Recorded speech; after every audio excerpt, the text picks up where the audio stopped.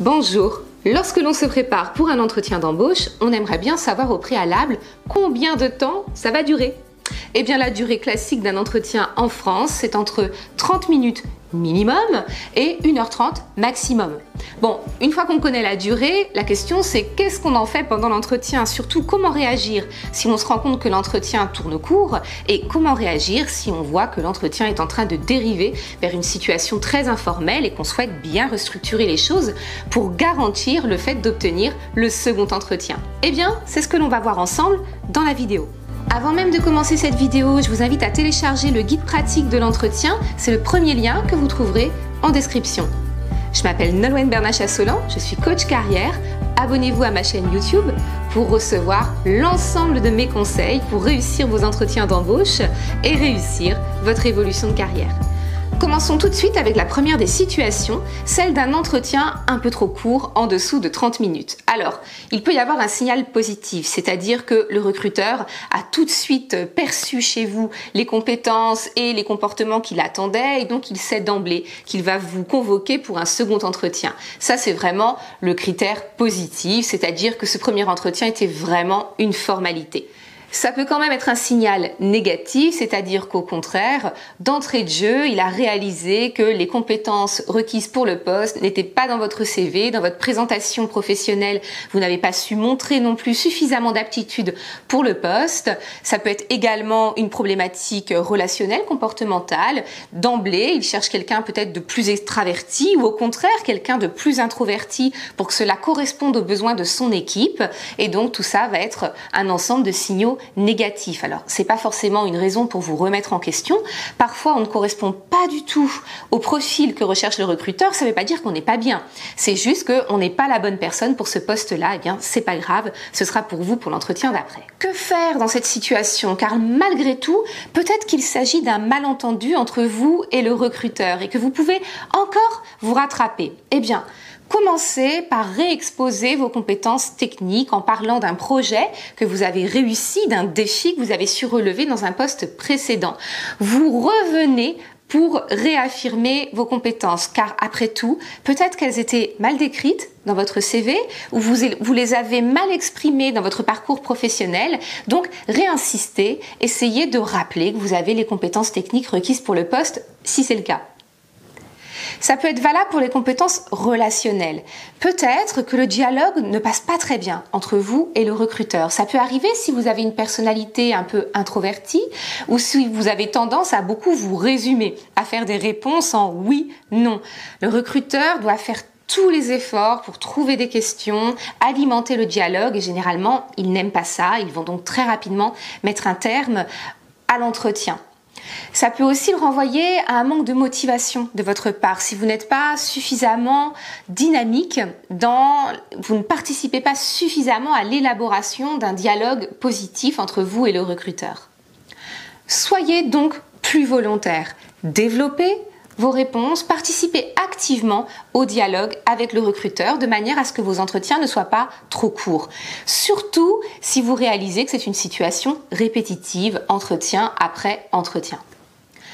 Enfin, si malgré tous vos efforts, vous réalisez que l'entretien reste trop court, essayez de terminer par des questionnements sur la continuité du processus de recrutement. Essayez de savoir à quel moment vous aurez une réponse.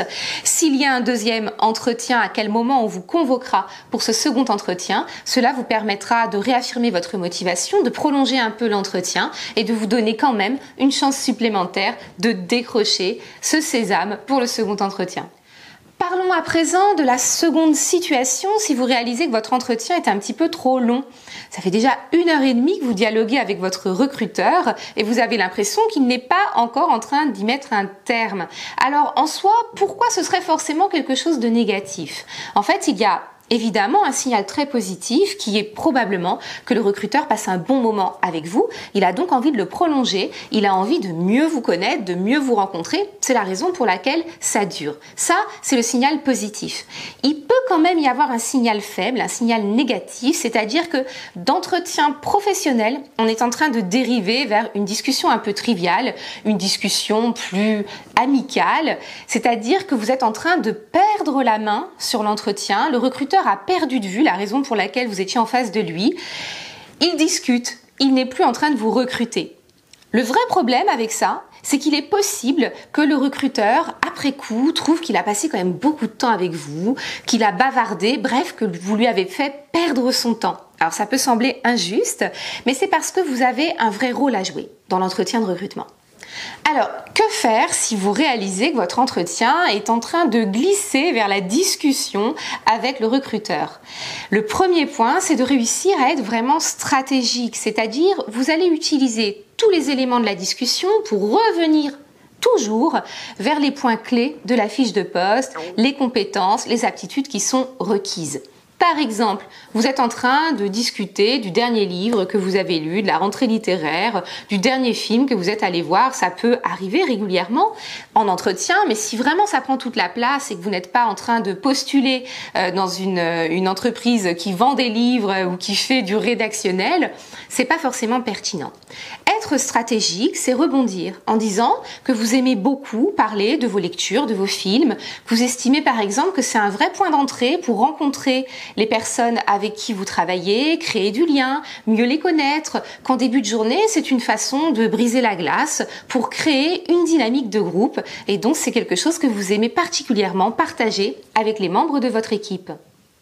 Deuxième astuce, si l'entretien est trop long, essayez de rebondir sur les éléments de discussion avec votre recruteur pour mettre ça en relief avec ce que vous connaissez de l'entreprise, de ses valeurs, de ses projets. De rappeler à chaque fois que si vous discutez, c'est pour réaffirmer votre identification au groupe, pour vous mettre en adéquation avec ce que souhaite le recruteur. Dernier point, peut-être que votre recruteur est vraiment un grand bavard ou une grande bavarde et qu'il se laisse lui-même emporter par l'entretien. Il n'arrive pas à mettre un terme à la discussion. Eh bien, faites-le habilement à sa place en posant des questions, là encore, sur qu'est-ce qui va se passer après cet entretien? À quel moment on va vous rappeler? Quel est le processus de recrutement? Est-ce qu'il y a plusieurs étapes, plusieurs entretiens? Bref, montrez que vous êtes en train d'arriver au terme de la discussion. Ça va aider le recruteur à reprendre pied dans son propre processus et à mettre de lui-même un terme à l'entretien, car il va de soi, ce n'est pas à vous de prendre congé du recruteur. Voilà ce que l'on peut dire sur la durée classique d'un entretien d'embauche. Donc encore une fois, entre 30 minutes minimum et 1h30 maximum la plupart du temps. Alors si vous avez vécu des situations très différentes du type entretien express qui a débouché sur un emploi, n'hésitez pas à le mettre en commentaire, ce sera intéressant. Inversement, si vous avez eu des entretiens qui ont duré 2 heures, 3 heures, vous ne saviez plus comment ça allait s'arrêter, mais que là aussi ça a pu aboutir à une embauche, eh bien n'hésitez pas à le dire en commentaire. Merci d'avoir regardé cette vidéo. N'hésitez pas à télécharger le guide gratuit de l'entretien d'embauche.